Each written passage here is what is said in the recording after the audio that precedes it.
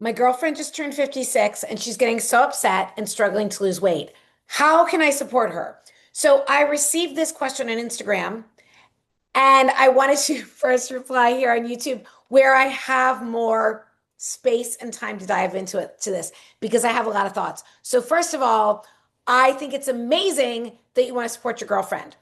The first thing I would say is support her by letting you know that you love her and you support her.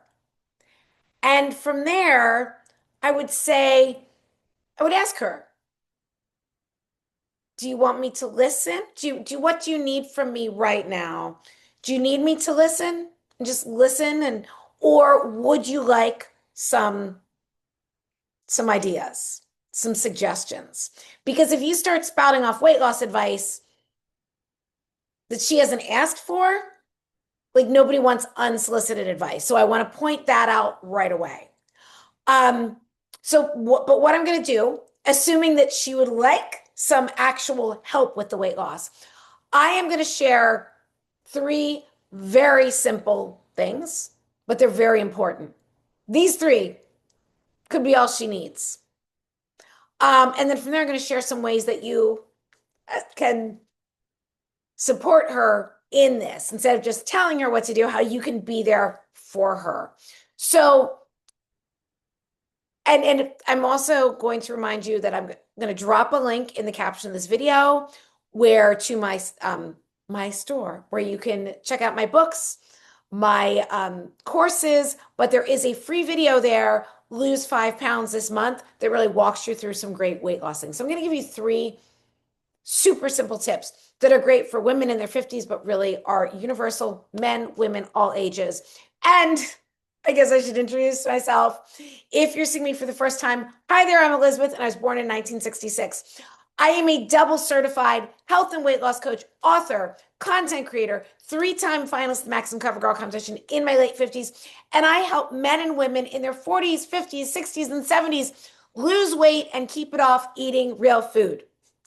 How's that for an elevator pitch? But anyway, so I have a track record of helping people lose weight and keep it off eating real food. We're talking sustainable. So I'm going to share some of those strategies. These are the same strategies that I use to stay lean and fit at 59, 5 years post-menopause. These are my abs on a random Wednesday in January. Those are my post-holiday abs. Post-holiday, post-breakfast. So what I'm saying is this stuff works.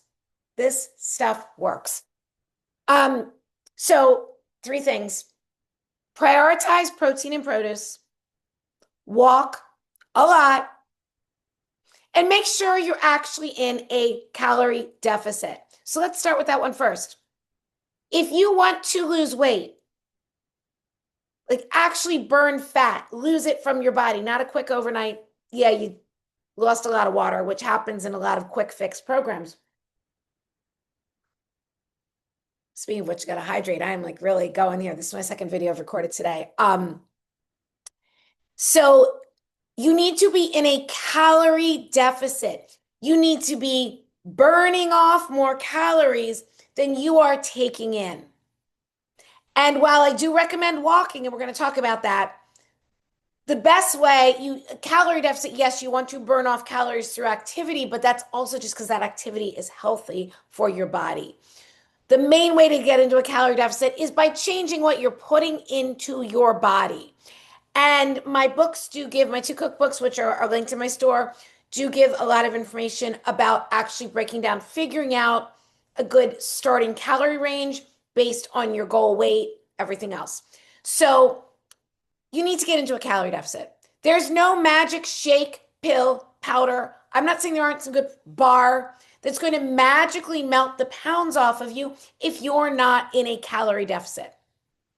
And every weight loss plan, everything you do to lose weight, there is some calorie deficit involved.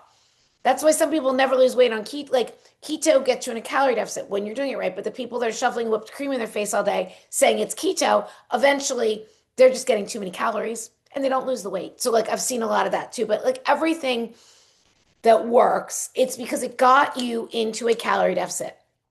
Now, If you want to, and this is important for our health, if you want to lose weight while maintaining or even building muscle, you also need to be getting plenty of protein. And when we're younger, it's not as important because our hormones do some of the heavy lifting, so to speak. As we get older, so for this woman who's 56, our bodies need the amino acids from protein, from real food to build muscle. So we're getting at least 30 grams of protein per day. So let's go back to now my first tip, prioritize protein and produce. Just doing this, eating this way, building your meals around high quality, protein dense, real foods. We are talking lean beef. We are talking fish. We are talking poultry. We are talking eggs. We are talking some of the high protein dairy like cottage cheese and Greek yogurt. Fill in with colorful fruits and veggies. If that is the way you eat, if that is the way you build your meals, it is a lot easier to get into calorie deficit. And then you also want to cut out the crappy processed carbs because they are not doing any favors. So prioritize protein and produce. And I would really encourage her, whatever her goal weight is.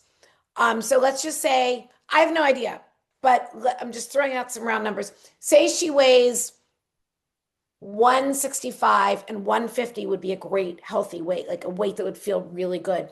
I'd be aiming for 150 grams of protein per day from real food. And that's going to sound like a lot, but when you start getting that, it's not that hard.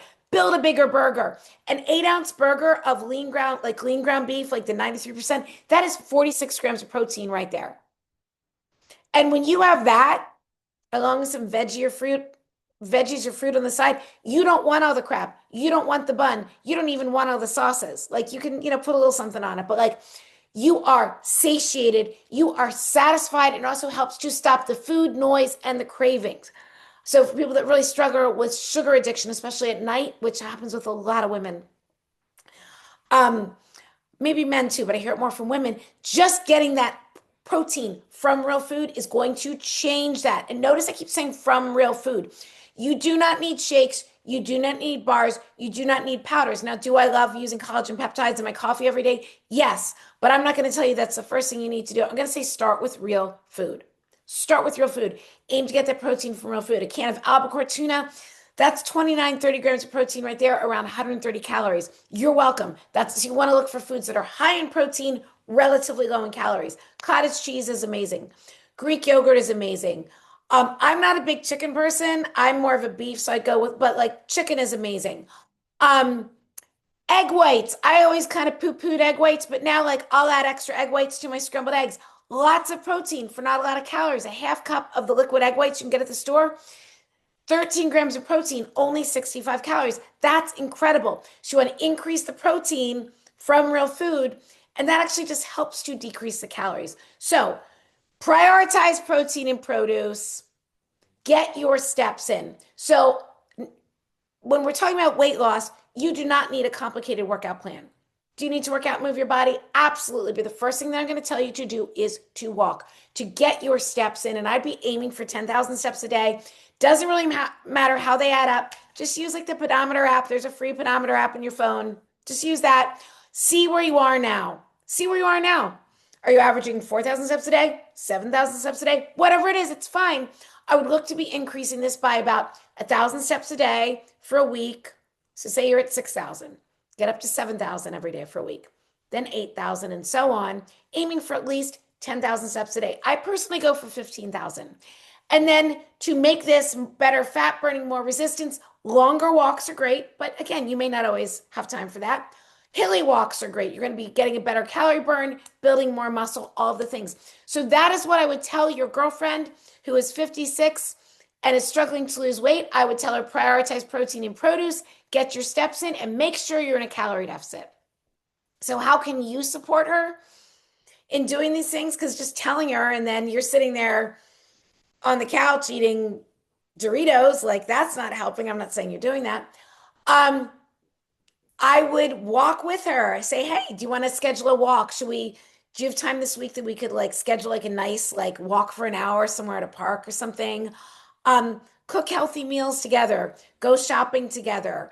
That's how you can support her, by doing this with her, not by nagging, not by reminding, but just by modeling. Or even if she's like, I don't feel like it, you can still be modeling healthy behavior. You're not calling her out, you're not nagging her. Please don't do that.